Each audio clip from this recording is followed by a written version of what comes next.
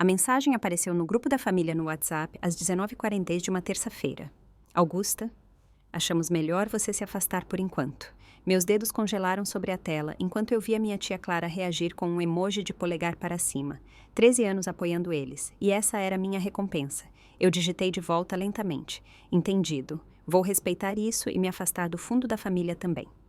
Naquela noite, encerrei minha contribuição. Às 3h30 da manhã, meu celular explodiu em ligações. A mensagem de voz em pânico do meu pai dizia tudo. O que aconteceu? O banco marcou tudo. Eu encarei meu celular enquanto ele vibrava pela 300ª vez. Primo Gabriel, rejeitar chamada. Tia Nádia, rejeitar chamada. Tio Paulo, rejeitar chamada. Mãe, rejeitar chamada. Pai de novo, rejeitar chamada. O sol mal tinha nascido e eu já tinha 37 chamadas perdidas. Mensagens de texto inundavam minha tela, cada uma mais frenética que a anterior. Augusta, atende agora, do meu pai. O que você fez? Do tio Paulo. O banco está fazendo perguntas, me liga imediatamente, do Gabriel.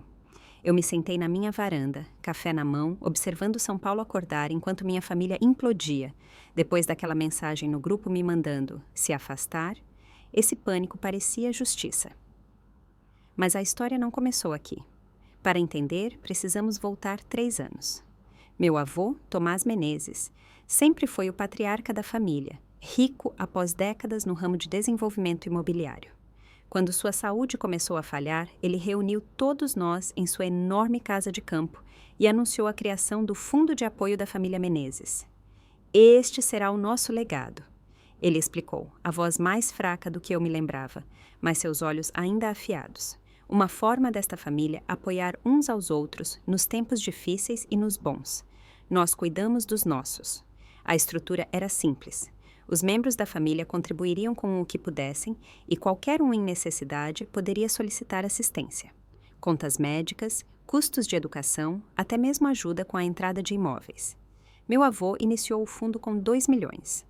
Como a neta mais bem-sucedida financeiramente, com minha carreira no grupo Westridge Investimentos, tornei-me a principal contribuinte após o falecimento do vovô. 40% do fundo vinha só de mim, enquanto o resto da família cobria os 60% restantes. Meu primo Gabriel, com sua experiência em contabilidade, voluntariou-se para gerenciar os livros. Todos concordaram que esse arranjo fazia sentido. 2 semanas atrás, tivemos nosso encontro trimestral da família na casa de campo dos meus pais, em Itu.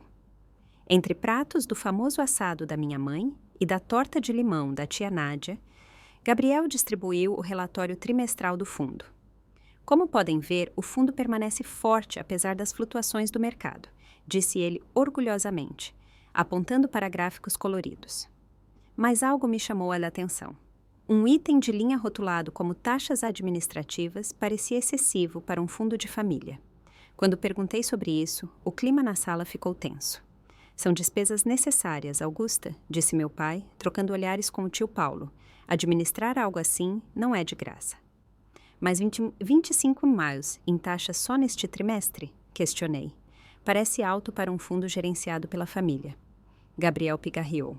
Existem custos legais, taxas bancárias, serviços de preparação de impostos. Eu deixei passar naquela noite, mas algo parecia errado. Meus instintos financeiros estavam gritando. Então, contratei Elisa Matos, uma investigadora financeira particular recomendada por um colega. Me dê 2 semanas, ela prometeu. Vou rastrear para onde cada centavo está indo. O relatório dela chegou ontem de manhã, poucas horas antes daquela mensagem no grupo da família. O que ela encontrou me deixou enjoada. Gabriel vinha desviando quantias substanciais através de taxas administrativas infladas, pagamentos a fornecedores falsos e despesas fantasmas. Pior, os padrões de transação sugeriam que meu pai e o tio Paulo não apenas sabiam, mas estavam recebendo partes desses fundos desviados. E agora eu entendia o timing da mensagem deles, pedindo para eu me afastar. Meu celular vibrou com uma mensagem do meu pai. O banco congelou tudo. O que você fez? Eu respondi simplesmente, estou honrando sua decisão. O que eles não sabiam era que minha contribuição para o fundo não era apenas significativa, era estruturada. Meu avô e eu havíamos adicionado estipulações privadas quando concordei em ser a principal contribuinte. qualquer retirada de mais de 30% do valor do fundo acionaria uma revisão financeira automática.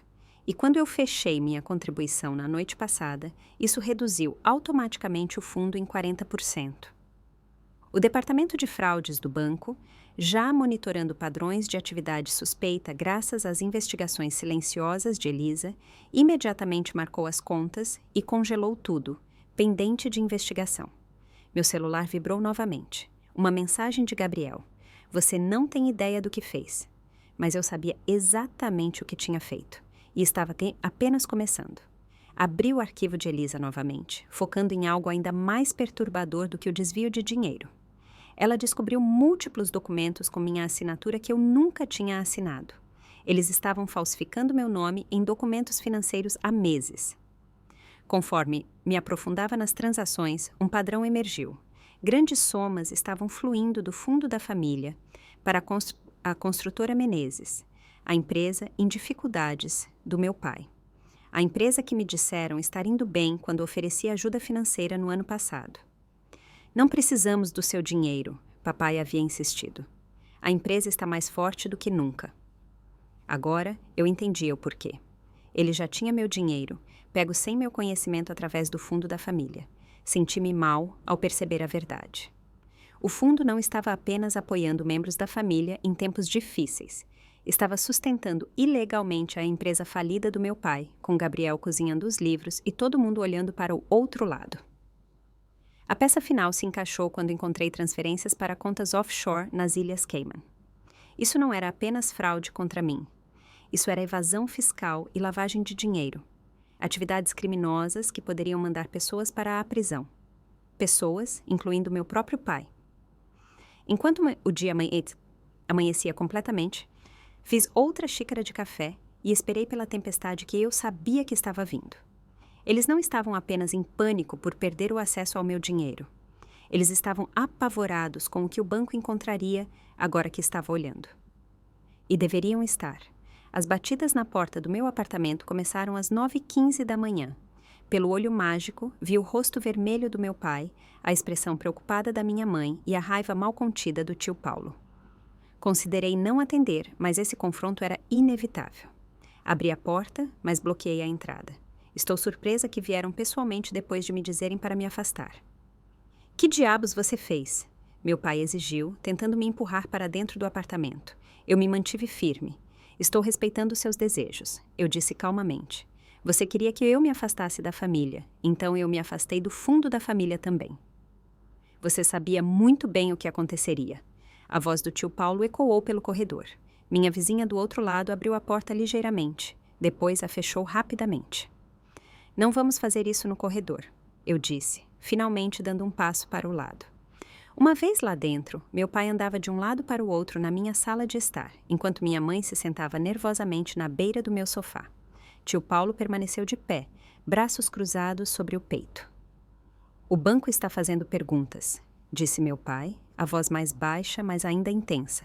Eles estão revisando cada transação dos últimos 3 anos. E por que isso te preocuparia? Perguntei, embora soubesse exatamente o porquê. O silêncio se estendeu por vários segundos antes de meu pai desabar em uma cadeira. Augusta, você não entende o que fez. Então me explique, desafiei. Explique por que $40 mil em taxas administrativas desapareceram a cada trimestre. Explique por que minha assinatura aparece em documentos que nunca assinei. Explique por que o dinheiro de um fundo de apoio à família está fluindo para a construtora Menezes. O rosto da minha mãe ficou pálido. Tio Paulo praguejou baixinho. Você não tinha o direito de nos investigar, meu pai finalmente disse. Então você sabia, não era uma pergunta. É complicado, respondeu meu pai, passando a mão pelo cabelo grisalho. A construtora passou por momentos difíceis depois da pandemia. Os bancos não queriam estender mais crédito. Eu tinha obrigações a cumprir, funcionários contando comigo. Então você roubou da sua própria filha? Do fundo destinado a ajudar membros da família necessitados? Peguei emprestado, ele corrigiu. Eu ia pagar tudo de volta assim que conseguíssemos o contrato do empreendimento Parque Oeste. O que pode nunca acontecer, apontei. E quanto a Gabriel desviando dinheiro, as contas offshore, a evasão fiscal? Tio Paulo deu um passo à frente. Você precisa consertar isso, Augusta. Ligue para o banco. Diga a eles que foi um mal-entendido. Eu ri, sem humor. Você está falando sério? Você quer que eu minta ao banco sobre fraude financeira? Isso me tornaria uma cúmplice. Você já está implicada, disse meu pai em voz baixa. Sua assinatura está em toda a papelada. Papelada forjada, corrigi. Tenho provas de que minhas assinaturas foram falsificadas. Minha mãe falou pela primeira vez, sua voz mal passando de um sussurro. Augusta, por favor, isso pode destruir toda a família. Vocês deveriam ter pensado nisso antes de começarem a roubar. Eu me movi em direção à porta, sinalizando o fim da conversa. Acho que vocês deveriam ir embora agora. Meu pai se levantou, mas não fez menção de ir para a porta. Se isso continuar, todos se machucarão. Os tratamentos médicos da sua avó, o fundo da faculdade dos filhos da Júlia, tudo. É isso que você quer? A chantagem emocional foi a gota d'água. Não se atreva a colocar isso em mim. Vocês são os que traíram a família, não eu. Agora saiam antes que eu chame a polícia. Eles saíram, mas não sem as palavras de despedida do meu pai. Você vai se arrepender disso, Augusta. A família não vai esquecer o que você fez. 2 horas depois, minha irmã Júlia ligou, soluçando. A vovó precisa reabastecer o remédio para o coração, mas o cartão do fundo foi recusado. Papai disse que é por sua causa. Como você pôde fazer isso com ela, com todos nós?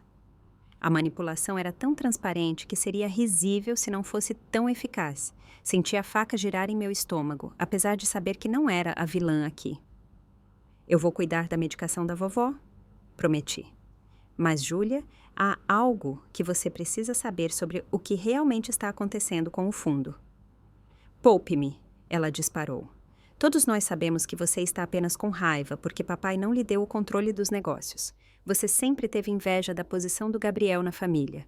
Fiquei atordoada em silêncio. Que mentiras eles andavam espalhando sobre mim? Depois de providenciar a entrega e o pagamento da receita da vovó, dirigi até a casa de repouso onde ela morava. Eu precisava vê-la, ter certeza de que ela estava bem e talvez encontrar um membro da família que não me difamasse. Vovó Dora sempre foi minha aliada, afiada como uma navalha, mesmo aos 86 anos. Quando entrei em seu quarto, seu rosto se iluminou. Augusta, que surpresa maravilhosa. Eu a abracei, lutando contra as lágrimas. Como você está se sentindo, vovó? Oh, esses ossos velhos continuam rangendo. Ela deu um tapinha na cadeira ao lado de sua cama. Mas algo está errado. Posso ver em seu rosto. Hesitei, não querendo sobrecarregá-la com o drama familiar. Mas vovó tinha um jeito de extrair a verdade. O fundo da família, eu finalmente disse. Houve algumas irregularidades. Sua expressão mudou sutilmente. Tomás sempre se preocupou com isso. O vovô? O que você quer dizer? Ela suspirou profundamente. Seu avô não estava apenas criando aquele fundo para apoio familiar. Ele estava tentando fazer as pazes. Pazes pelo quê? Seu avô teve um problema com o jogo por muitos anos. Ela disse baixinho. Ele perdeu muito dinheiro, emprestado de pessoas perigosas. O sucesso imobiliário veio depois, mas até lá as dívidas haviam crescido. Seu pai o ajudou a lidar com isso. Lidar como? Ela desviou o olhar. Eu não sei de todos os detalhes, mas sei que seu pai assumiu algumas dessas obrigações quando Tomás morreu. O fundo da família fazia parte desse arranjo de alguma forma. Minha mente disparou. O fundo da família estava conectado ao pagamento de dívidas de jogo? Era para lá que parte do dinheiro estava indo? Isso adicionava uma dimensão inteiramente nova ao que eu havia descoberto. Quando voltei para casa, algo parecia errado no momento em que abri minha porta. Itens ligeiramente fora do lugar. Uma gaveta não totalmente fechada. Alguém esteve no meu apartamento. Fiz um inventário rápido. Meu notebook havia sumido, assim como os arquivos que eu havia impresso do relatório de Elisa. A invasão foi direcionada. Eles sabiam exatamente o que estavam procurando. Liguei para a segurança do prédio. O guarda chegou prontamente e puxou as imagens da vigilância. Lá estava ele, tio Paulo, usando uma chave que eu nunca lhe dei, entrando no meu apartamento 2 horas atrás, enquanto eu visitava a vovó. A senhora quer registrar um boletim de ocorrência? Perguntou o guarda. Hesitei. Registrar uma queixa escalaria essa situação além do reparo, mas eles haviam roubado minha propriedade, violado minha casa. Sim, decidi. Eu quero. Enquanto esperava a polícia chegar, verifiquei meu armazenamento seguro na nuvem. Graças a Deus, eu tinha feito o upload do relatório completo de Elisa. Eu ainda tinha as provas. Também verifiquei meus relatórios de crédito, uma precaução que se provou presciente. Havia 3 novos cartões de crédito em meu nome que eu nunca havia solicitado, todos estourados em seus limites de 20 mil, todos abertos nos últimos 6 meses. Meu pai estava roubando minha identidade. A traição cortou mais fundo do que eu poderia imaginar. Não apenas desvio do fundo, não apenas assinaturas falsificadas, mas ativamente destruindo minha reputação financeira enquanto fingia se importar comigo. Enquanto eu dava minha declaração ao policial, senti uma calma estranha substituindo a dor. Isso não era mais apenas sobre dinheiro. Era sobre justiça. E eu a conseguiria, não importava o custo.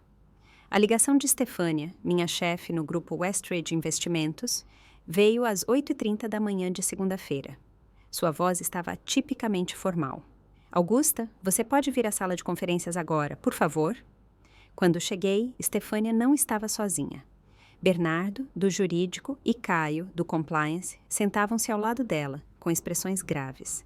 Uma mulher que eu não reconheci se apresentou como representante da CVM, Comissão de Valores Mobiliários. Meu estômago despencou. Augusta, recebemos algumas informações preocupantes. Stefânia começou, deslizando uma pasta pela mesa. Dentro havia registros de transações do fundo da família Menezes com minha assinatura, autorizando transferências para várias entidades empresariais, incluindo várias que estavam em listas de observação regulatória. Estas não são minhas assinaturas, eu disse imediatamente. Eu nunca autorizei essas transações. As assinaturas correspondem aos seus documentos de emprego, Bernardo apontou. Porque elas foram falsificadas a partir desses documentos, contrapus. Eu já registrei um boletim de ocorrência sobre roubo de identidade e fraude. Membros da minha família são os responsáveis por isso. A representante da CVM se inclinou para a frente. Senhorita Menezes, você entende a gravidade dessas alegações. Se você estivesse envolvida nessas transações, as consequências seriam severas. Eu não estava envolvida, insisti. Eu sou a vítima aqui. 2 horas de questionamento intenso depois, eles não chegaram a nenhuma conclusão. A investigação continuará, mas enquanto isso, estamos colocando você em afastamento administrativo, disse Stefânia, sem me olhar nos olhos. Remunerado, é claro, mas você precisará entregar seu acesso ao prédio e dispositivos da empresa até que isso seja resolvido. Eu estava sendo empurrada para fora da carreira que passei uma década construindo. Enquanto eu embalava meus itens pessoais sob o olhar atento da segurança, notei colegas desviando o olhar. Rumores se espalham rápido no mercado financeiro. Ao meio-dia, minha reputação estaria em farrapos. Meu celular vibrou com uma mensagem do meu namorado, Nando. Preciso conversar. Jantar hoje à noite? Pelo menos eu tinha o Nando.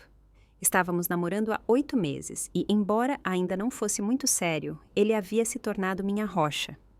Ele entenderia o que eu estava passando.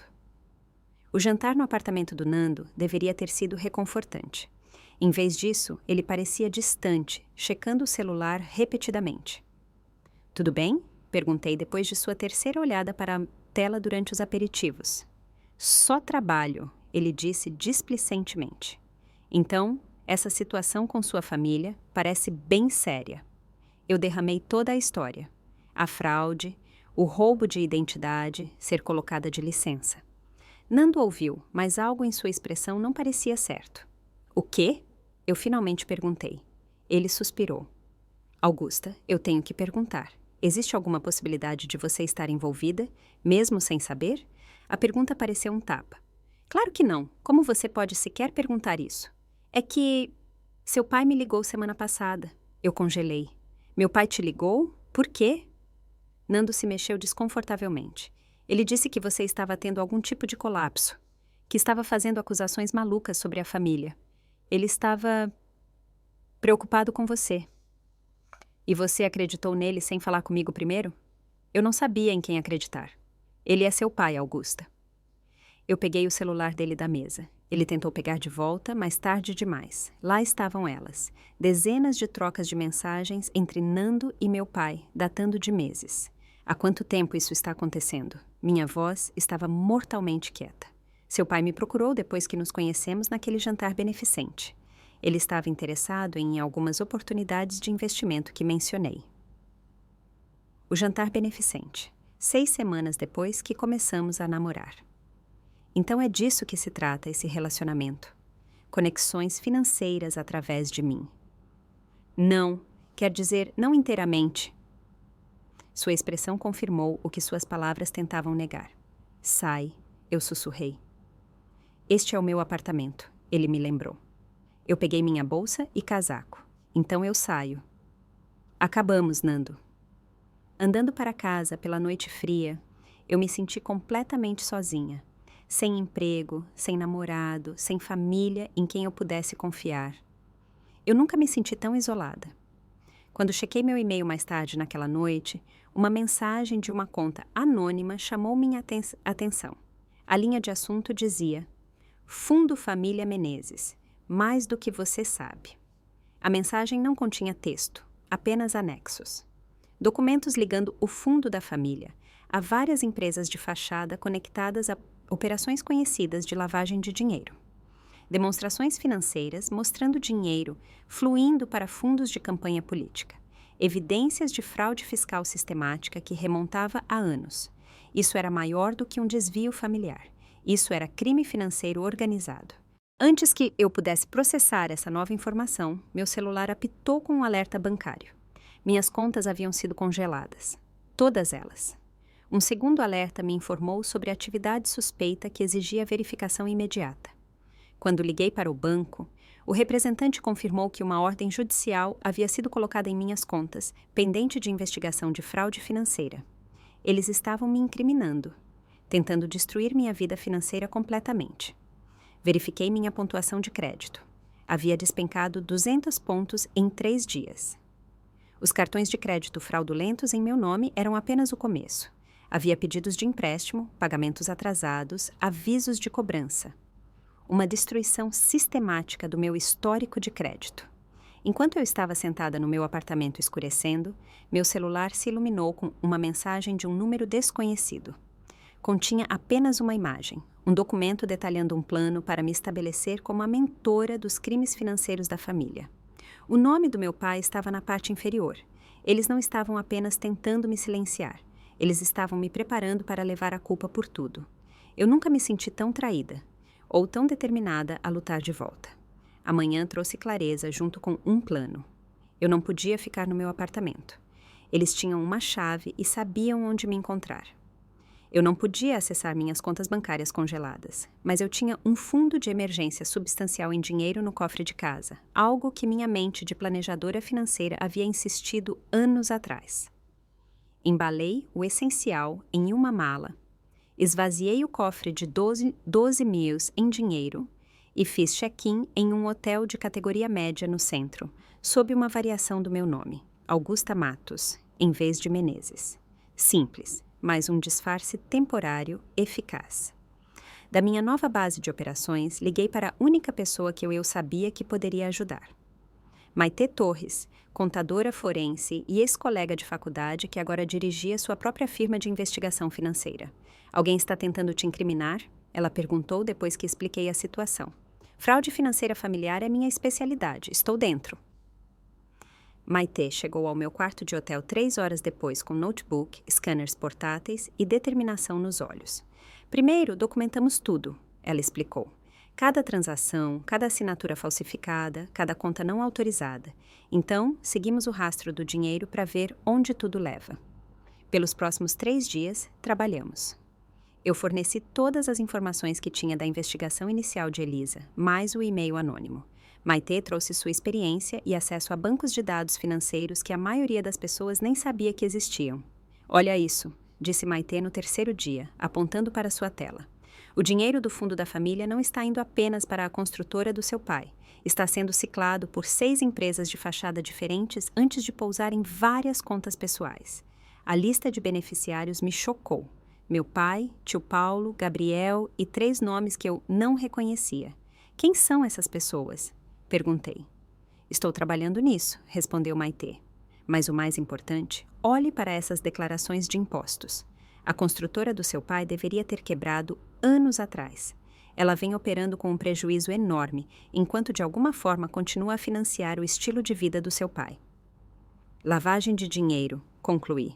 Caso clássico, concordou Maitê. E piora, essas doações políticas vindas das empresas de fachada. Isso é atividade ilegal de financiamento de campanha. Minha família não estava apenas roubando de mim. Eles estavam envolvidos em uma conspiração criminosa séria. Enquanto montávamos a extensão da fraude, meu celular tocou com o número da minha mãe. Contra meu melhor julgamento, atendi. Augusta? Sua voz soava fraca, frágil. Por favor, não desligue. O que você quer, mãe? Eu não sabia, ela sussurrou. Juro que não sabia o quão ruim era. Seu pai me manteve no escuro sobre os detalhes. Eu queria acreditar nela. O que exatamente você não sabia? Sobre o roubo de identidade, os cartões de crédito em meu nome? Isso foi longe demais. Ela estava chorando agora. Eu só pensei que ele estava pegando emprestado do fundo da família temporariamente. Ele prometeu que pagaria de volta. Mãe, isso vai muito além de pegar emprestado. Isso é crime organizado. O silêncio se estendeu entre nós. Então, podemos nos encontrar? Só você e eu. Eu quero explicar.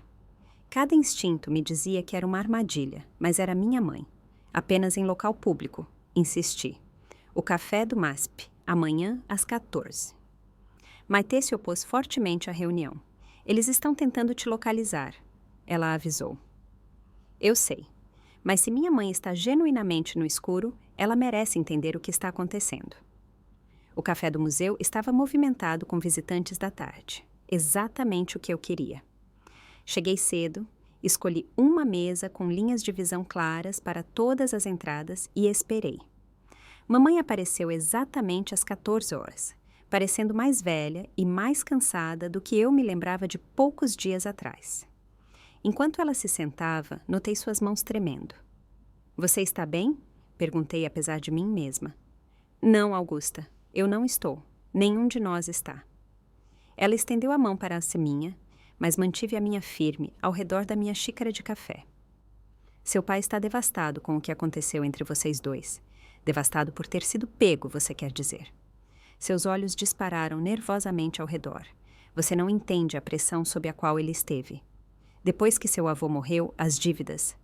Dívidas de jogo, certo? Vovó me contou. Ela pareceu surpresa. Sim, mas havia outras também. Empréstimos de negócios que deram errado. Seu avô deixou seu pai com uma bagunça para limpar. Então isso justifica roubar da família? De mim? Não, mas...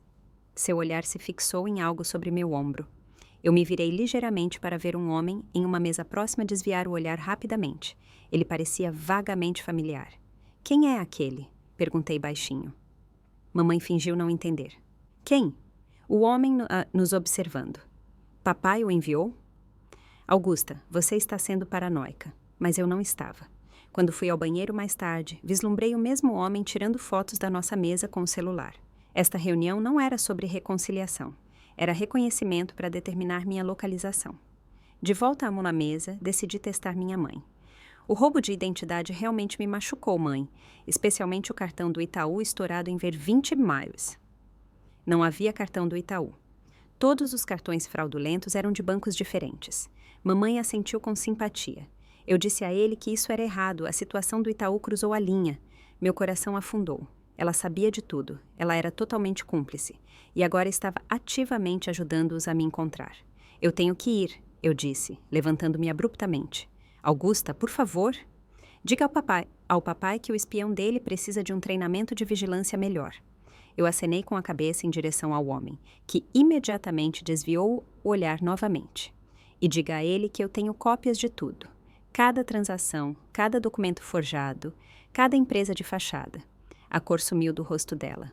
O que você vai fazer? O que eu deveria ter feito desde o começo, me proteger.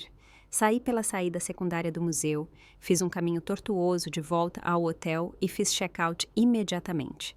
Eles sabiam que eu estava na cidade. Eu precisava de um novo local.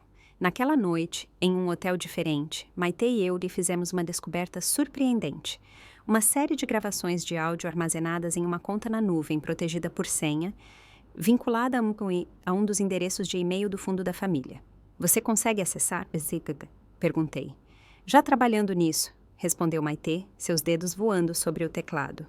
E estamos dentro. As gravações estavam rotuladas por data, retrocedendo 18 meses. Tocamos a mais recente, de 2 semanas atrás. A voz da minha avó veio primeiro. Eu não gosto dessas gravações secretas, mas preciso de proteção. Então, meu pai, o contrato do Parque Oeste está atrasado de novo. Precisamos de outros 100 boales para cobrir a folha de pagamento este mês. Tio Paulo, tire do fundo. Augusta não vai notar se ajustarmos os relatórios trimestrais. Gabriel, ela está ficando desconfiada. Perguntou sobre as taxas administrativas semana passada. Meu pai novamente, cuide disso. Se ela continuar fazendo perguntas, teremos que distanciá-la do fundo. Faça parecer que a ideia foi dela. Minha avó. Eu não farei parte da incriminação da minha neta. Tio Paulo, ninguém está incriminando ninguém. Estamos apenas gerenciando uma situação difícil. A gravação continuou com discussões detalhadas sobre mover dinheiro entre contas, criar documentação falsa e planos para reestruturar o fundo para reduzir minha supervisão. Sua avó estava te protegendo, disse Maitê em voz baixa. Ela estava coletando evidências. Ouvimos gravação após gravação, cada uma mais condenatória que a anterior. Minha avó havia documentado tudo. A fraude, o roubo de identidade, os planos para me incriminar se eu descobrisse a verdade. Era exatamente o que precisávamos. Mas antes que pudéssemos comemorar esse avanço, meu celular apitou como uma notificação de e-mail. Era do advogado do meu pai. Uma notificação legal formal me acusando de peculato, difamação e espionagem corporativa. Eles estavam exigindo a cessação imediata de minhas falsas alegações e ameaçando acusações criminais. Anexado ao e-mail estava um documento com dezenas de transações com minha assinatura digital, assinaturas que eu nunca forneci. Gabriel havia usado minha assinatura digital para autorizar transações fraudulentas por anos. Eles estavam acelerando seu plano para me incriminar. Precisávamos nos mover mais rápido. Na manhã seguinte, me encontrei com a doutora Sara Diniz, uma advogada especializada em crimes financeiros que Maitê havia recomendado. Isso é uma situação e tanto, disse Sara depois de revisar nossas evidências. Sua família criou uma teia impressionante de fraude financeira. Você pode me ajudar? Perguntei. Absolutamente. Primeiro passo, liminares de emergência para impedir mais roubo de identidade e uso fraudulento do seu nome. Segundo passo, apresentar as provas às autoridades sobre o esquema criminoso maior. Eu serei arrastada junto com eles? Sara balançou a cabeça. Não se agirmos agressivamente para estabelecê-la como a denunciante. As gravações que sua avó fez são particularmente valiosas. Prova clara de que você estava sendo alvo, não participando. Naquela tarde, Sara havia entrado com moções de emergência para proteger minha identidade e situação financeira. À noite, ela havia agendado reuniões com a Divisão de Crimes Financeiros da Polícia Federal, PF, e com o Ministério Público, MP. Aviso justo, Sara advertiu. Isso vai despedaçar sua família ainda mais do que já está. Você está preparada para isso? Pensei na traição do meu pai, na cumplicidade da minha mãe, na maneira sistemática como eles planejaram me destruir para se salvarem. Eles já fizeram essa escolha, respondi. Eu estou apenas trazendo à luz. 2 dias depois, notificações legais foram enviadas a todos os membros da família Menezes. Sara as estruturou cuidadosamente. Aqueles implicados na fraude receberam avisos legais formais sobre potenciais acusações criminais, enquanto os não envolvidos receberam explicações sobre o que estava acontecendo e por que o fundo da família havia sido congelado. A família explodiu. Meu celular disparou com mensagens que iam de acusações furiosas a perguntas confusas. Não respondi a nenhuma delas. Em vez disso, foquei em trabalhar com as autoridades, fornecendo cada pedaço de evidência que havíamos reunido.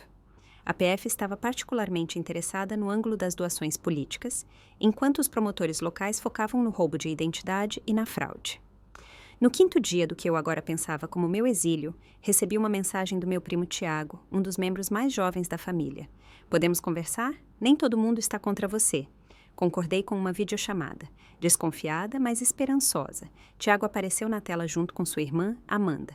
Ambos pareciam nervosos. O tio Carlos nos disse que precisamos fazer declarações sobre como você sempre teve inveja dos negócios da família. disse Tiago sem rodeios. Eles querem que a gente diga que você ameaçou destruir a família se não pudesse controlar o fundo. Amanda assentiu. Eles estão instruindo todo mundo sobre o que dizer, mas nós sabemos que não é verdade. Vimos como eles operam, acrescentou Tiago. O jeito que pressionam as pessoas, manipulam situações. Queremos te ajudar. O apoio deles trouxe as primeiras lágrimas que derramei durante toda essa provação. Obrigada, consegui dizer. Isso significa mais do que vocês imaginam. Tem outra coisa, disse Amanda. Tia Nádia quer falar com você. Ela diz que tem informações. Tia Nádia era irmã do meu pai, sempre um tanto distante dos negócios da família. Eu sempre presumi que ela simplesmente não estava interessada, mas talvez houvesse mais do que isso. Nosso encontro ocorreu em sua pequena floricultura na Vila Madalena, após o horário de fechamento. Nádia trancou a porta atrás de mim e fechou as persianas. Estive esperando isso desmoronar por anos, disse ela, servindo chá para nós duas. Meu irmão vem aplicando golpes desde que éramos adolescentes. Nosso pai, seu avô, tentou controlá-lo, mas ele apenas ficou melhor em esconder. Por que você não disse nada? Perguntei. Eu disse, no começo... Ela bebericou o chá. Ninguém ouviu. O Carlos era um menino de ouro que não fazia nada de errado. Então eu me distanciei, construí minha própria vida. Mas eu guardei registros, Augusta. Cada vez que notei algo suspeito, cada conversa preocupante, eu documentei tudo. Os registros de Nádia, combinados com as gravações da minha avó e nossas evidências financeiras, criaram um caso esmagador. Quando Sara o apresentou às autoridades, elas agiram rapidamente. Enquanto isso, através de contatos de negócios, fiquei sabendo que meu pai e Gabriel estavam freneticamente destruindo evidências. HDs de computador estavam sendo formatados, documentos triturados, registros financeiros alterados. Tarde demais. Sara me assegurou quando relatei isso. Temos os originais. Eles estão apenas adicionando obstrução de justiça às suas acusações. A PF sugeriu montar uma última peça de evidência. Organizar uma reunião de família gravada onde eu usaria uma escuta. É arriscado, explicou o agente. Mas se conseguirmos que eles falem abertamente sobre o esquema, isso selará o caso. Contra o conselho de Sara, eu concordei. Uma reunião de família de emergência foi marcada na casa dos meus pais, ostensivamente para discutir uma oferta de acordo minha. Todos os jogadores-chave estariam lá. Meu pai, tio Paulo, Gabriel e vários outros envolvidos na fraude. Cheguei com a escuta e apavorada. Meu pai atendeu a porta com um sorriso tenso que não alcançou seus olhos. Augusta, obrigado por ser razoável. Finalmente. A sala de estar estava cheia de membros da família, suas expressões variando de hostilidade a cansaço. Respirei fundo e lancei minha abertura preparada. Estou disposta a largar tudo se vocês puderem me convencer de que houve um mal-entendido. Meu pai relaxou visivelmente, acreditando que eu estava cedendo. Claro que houve um mal-entendido. Aquelas transações com as quais você está preocupada eram todas operações de negócios legítimas. Como as empresas de fachada, as doações políticas, os cartões de crédito em meu nome, mantive minha voz calma, cada palavra capturada pelo dispositivo de gravação. Necessidades de negócios, respondeu meu pai com desdém. Às vezes, a linha entre o pessoal e o profissional fica turva em operações familiares. Tio Paulo interveio. O importante é que estamos todos na mesma página seguindo em frente. O fundo permanece intacto.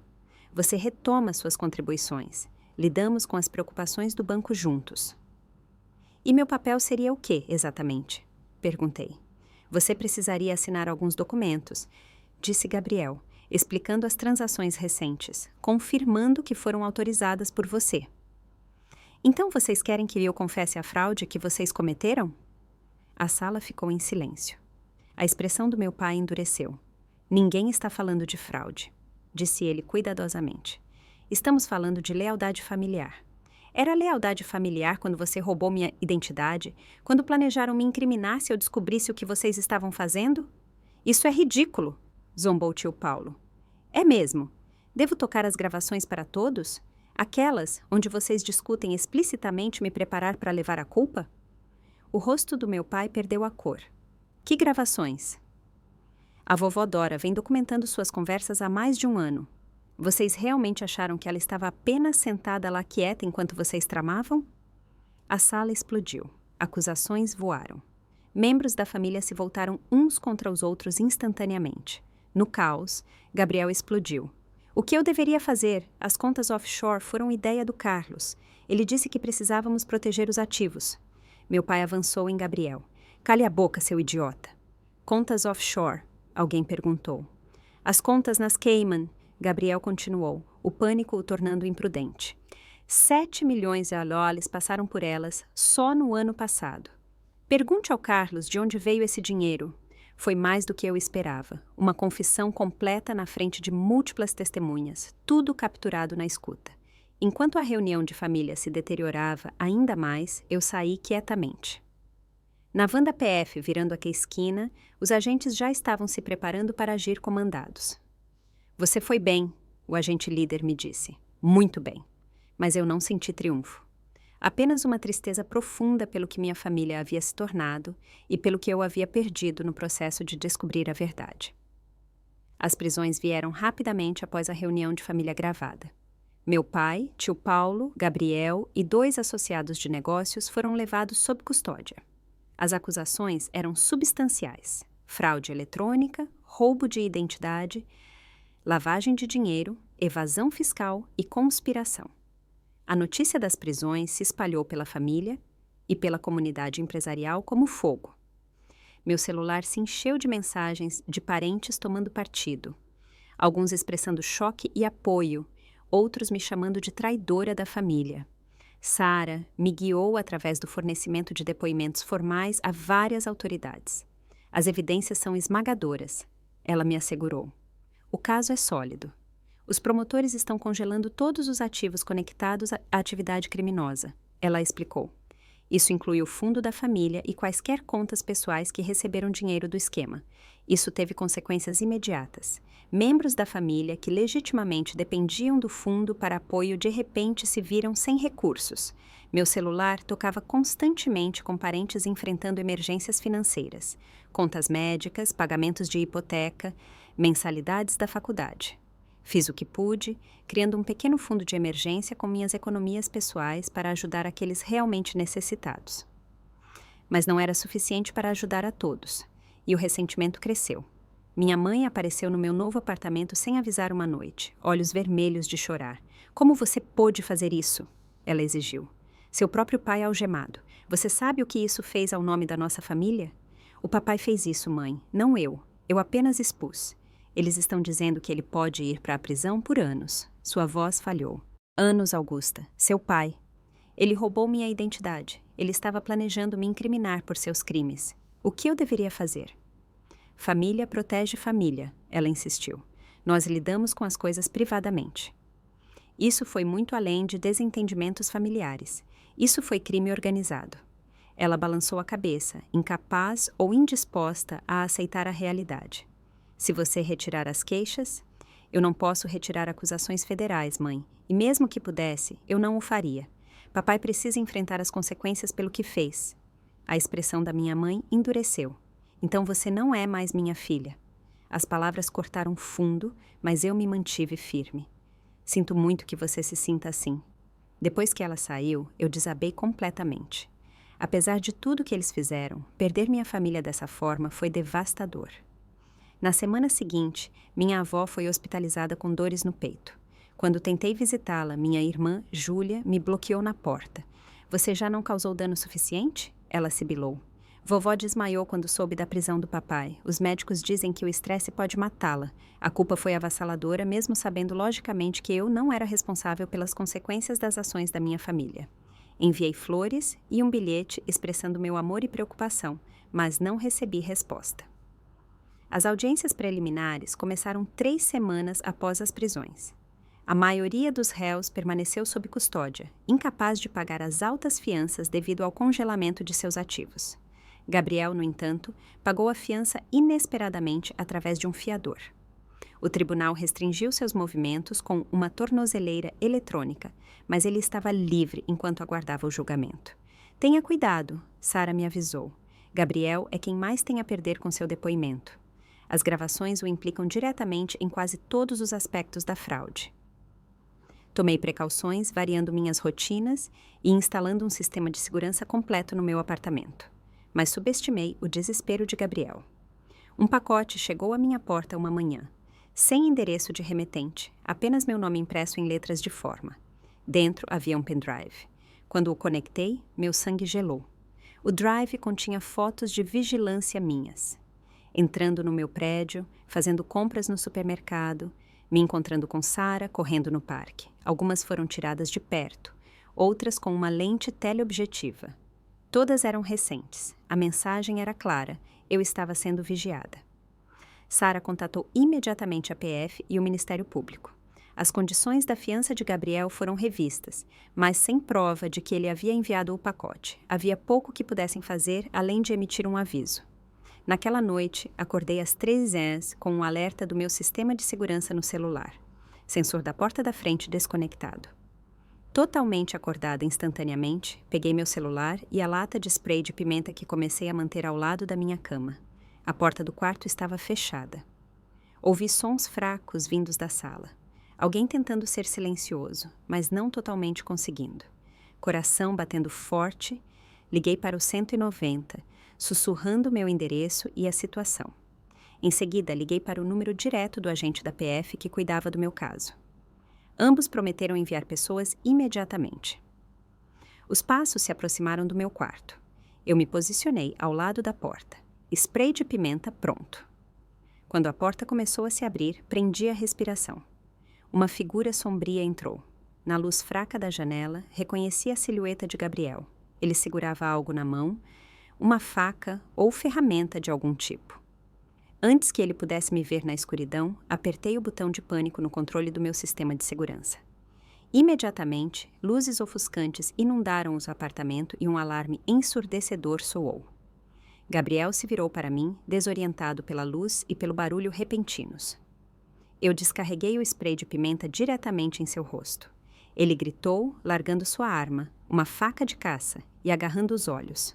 Corri para a porta da frente, mas Gabriel se recuperou o suficiente para se lançar atrás de mim, agarrando meu tornozelo.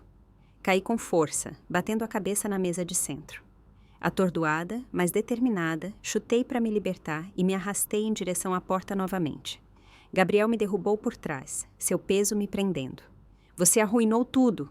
Ele rosnou, suas mãos encontrando minha garganta. Enquanto pontos começavam a dançar em minha visão, a porta da frente se abriu com um estrondo. Policiais invadiram, armas em punho. Gabriel foi arrancado de cima de mim e algemado enquanto os paramédicos corriam para o meu lado. No hospital, enquanto um médico tratava meus ferimentos, o agente da PF me mostrou o que haviam encontrado no carro de Gabriel: uma passagem de avião para a Venezuela, um país sem tratado de extradição com o Brasil e uma lista manuscrita de passos para assumir uma nova identidade. Ele não estava apenas tentando te intimidar, explicou o agente. Ele estava tentando eliminar você como testemunha antes de fugir do país. O agente hesitou antes de continuar. Também encontramos mensagens de texto no celular do Gabriel, do seu pai. Meu coração afundou. O que diziam? Instruções para cuidar da situação da Augusta permanentemente e garantias de que fundos estariam disponíveis assim que você fosse cuidada. Meu próprio pai havia arranjado para que eu fosse morta. A realidade disso era quase demais para suportar. Com essa nova evidência, a fiança do meu pai foi revogada. Gabriel enfrentou acusações adicionais de tentativa de homicídio, invasão de domicílio e agressão. O promotor adicionou acusações de conspiração para cometer homicídio contra meu pai. Enquanto eu me recuperava do ataque, recebi uma visita inesperada. Tia Nádia, trazendo refeições caseiras e preocupação genuína. "A família está desmoronando", ela me disse. "Todos estão escolhendo lados. Sua mãe e Júlia estão ao lado do seu pai, mas outros estão começando a ver a verdade, especialmente depois do que aconteceu com Gabriel." "E a vovó?" perguntei timidamente. Nádia sorriu, mais forte a cada dia. "Ela tem perguntado por você." Meu reencontro com a vovó Dora foi choroso, mas curativo. "Sinto muito pelo que eles fizeram você passar", ela disse, segurando minha mão com força. Eu tentei reunir provas para protegê-la, mas nunca imaginei que iria tão longe. "Você me salvou, vovó", eu lhe disse sinceramente. Suas gravações abriram o caso. À medida que os processos criminais avançavam, a extensão total do empreendimento criminoso da família tornou-se clara. A corrupção ia mais fundo do que eu suspeitava, tocando figuras políticas, contratos de desenvolvimento e milhões em fundos lavados. Os promotores ofereceram acordos de delação premiada a vários membros da família em troca de testemunho contra os principais perpetradores. A família se fraturou ainda mais, enquanto alguns aceitavam os acordos e outros mantinham um código de silêncio. Durante tudo isso, testemunhei sinceramente sobre tudo o que havia descoberto. Cada dia no tribunal, encarando o olhar frio do meu pai do outro lado da sala, testava minha resolução, mas eu me recusei a recuar. A verdade precisava ser dita, não importava o quão dolorosa fosse. Os julgamentos terminaram quase 1 ano depois daquela fatídica mensagem de grupo me pedindo para me afastar. Os vereditos vieram um por um, culpado em todas as principais acusações para meu pai, Gabriel e tio Paulo. Vários outros membros da família receberam sentenças menores por seus papéis na conspiração. Meu pai foi condenado a 17 anos em presídio federal. Enquanto ele era levado algemado, ele finalmente olhou para mim diretamente pela primeira vez desde o início dos julgamentos. Não havia remorso em seus olhos, apenas raiva fria. Percebi então que ele nunca reconheceria a dor que havia causado ou a confiança que havia traído. No rescaldo, enfrentei o desafio de reconstruir minha vida. Minha reputação profissional havia sofrido, apesar de ter sido inocentada. A indústria financeira prospera com base na confiança, e o nome Menezes estava agora associado a um dos maiores casos de fraude da história do Estado. Surpreendentemente, foi minha mãe que me procurou primeiro após a sentença. Eu estava errada, ela admitiu durante um tenso encontro para um café. Eu acreditei no seu pai cegamente, porque era mais fácil do que encarar a verdade. E agora? Perguntei cautelosamente. Agora estou tentando entender como ignorei os sinais por tantos anos. Ela torceu sua aliança de casamento nervosamente. Eu pedi o divórcio, não posso mais ficar ao lado dele. Não depois do que ele fez, especialmente não depois que ele tentou. Ela não conseguiu terminar a frase. Minha irmã Júlia levou mais tempo para se aproximar. O marido dela havia perdido o emprego devido a conexões com a construtora Menezes, e eles estavam lutando financeira e emocionalmente. Mas, eventualmente, ela também procurou. Eu deveria ter confiado em você, ela disse simplesmente quando finalmente nos encontramos. Me desculpe. Lentamente, dolorosamente, partes da família começaram a se curar. Nem todos se reconciliaram. Alguns relacionamentos foram danificados além do reparo, mas um grupo central emergiu, comprometido com a honestidade e a reconstrução da confiança. Com os casos criminais concluídos, concentrei-me em ajudar as vítimas inocentes da fraude da minha família. Estabeleci a Fundação Restauração Menezes, usando minha parte dos ativos recuperados para fornecer apoio aos membros da família que dependiam legitimamente do agora extinto fundo familiar. Vovó Dora mudou-se para uma casa de hóspedes em minha nova propriedade. Sua saúde melhorando assim que se viu livre do estresse dos segredos de família. Juntas, criamos diretrizes para a fundação que enfatizavam transparência, responsabilidade e necessidade genuína. Era isso que seu avô Tomás originalmente queria. Ela me disse enquanto revisávamos os pedidos de assistência. Uma forma de a família apoiar uns aos outros, sem condições ou manipulação. Minha vida profissional deu uma reviravolta inesperada quando o grupo Westridge Investimentos me abordou com uma oferta para retornar. Não para minha antiga posição, mas como diretora de seu recém-expandido departamento de compliance. Sua experiência a torna unicamente qualificada, explicou Estefânia. Você detectou uma fraude que enganou profissionais por anos. Precisamos dessa expertise. Aceitei o cargo, determinada a usar minha dolorosa experiência para proteger outros de esquemas semelhantes. Minha equipe e eu desenvolvemos procedimentos de verificação aprimorados que se tornaram padrões da indústria para detectar fraudes financeiras baseadas na família. Minha vida pessoal se curou mais lentamente. A confiança não vinha fácil depois da traição de Nando, mas, eventualmente, conheci Marcelo em uma conferência de ética financeira. Ele era um promotor especializado em crimes do colarinho branco que valorizava a integridade acima de tudo. Nosso relacionamento se desenvolveu gradualmente, construído sobre respeito mútuo e compreensão do que eu havia passado. Você enfrentou sua família inteira porque era o certo a fazer. Ele me disse em nosso 5º encontro. Esse tipo de coragem moral é raro. 2 anos depois daquela mensagem no grupo da família, nos reunimos para um tipo muito diferente de evento familiar. Uma pequena ceia de Natal com aqueles que permaneceram leais ou encontraram o caminho de volta. Vovó Dora, tia Nádia, os primos Tiago e Amanda e alguns outros que haviam se distanciado das atividades criminosas. Aprendi que família não é apenas sobre sangue. Eu disse a eles enquanto compartilhávamos a refeição. É sobre confiança, respeito e honestidade. Às vezes, a família que você escolhe é mais real do que a família em que você nasceu. À medida que reconstruímos nossos relacionamentos nesta nova fundação, eu recebia atualizações ocasionais sobre meu pai e os outros cumprindo suas sentenças. Alguns mostravam remorso e buscavam perdão. Outros permaneciam amargos e impenitentes. Eu havia feito as pazes com o fato de que alguns relacionamentos talvez nunca fossem restaurados. A família que emergiu desse crisol era menor, mas mais forte. Estabelecemos novas tradições baseadas na transparência e no apoio mútuo. O nome Menezes, tão manchado pelo crime, começou a significar algo positivo novamente através do trabalho da Fundação. No 3º aniversário daquela fatídica mensagem de grupo, recebi uma comunicação inesperada, um novo chat em grupo com meus familiares reformados. A mensagem era simples. Obrigado por ter a coragem de defender a verdade. Somos melhores por sua causa. Eu havia perdido muito nesta jornada. Minha estrutura familiar original, meu senso de segurança, minha confiança ingênua. Mas eu havia ganhado algo precioso. Relacionamentos autênticos construídos sobre honestidade, em vez de obrigação ou manipulação. O império que meu pai construiu através do engano havia desmoronado. Mas de suas cinzas surgiu algo muito mais valioso, uma comunidade fundada na integridade. Minha contribuição não era mais financeira, era liderança moral.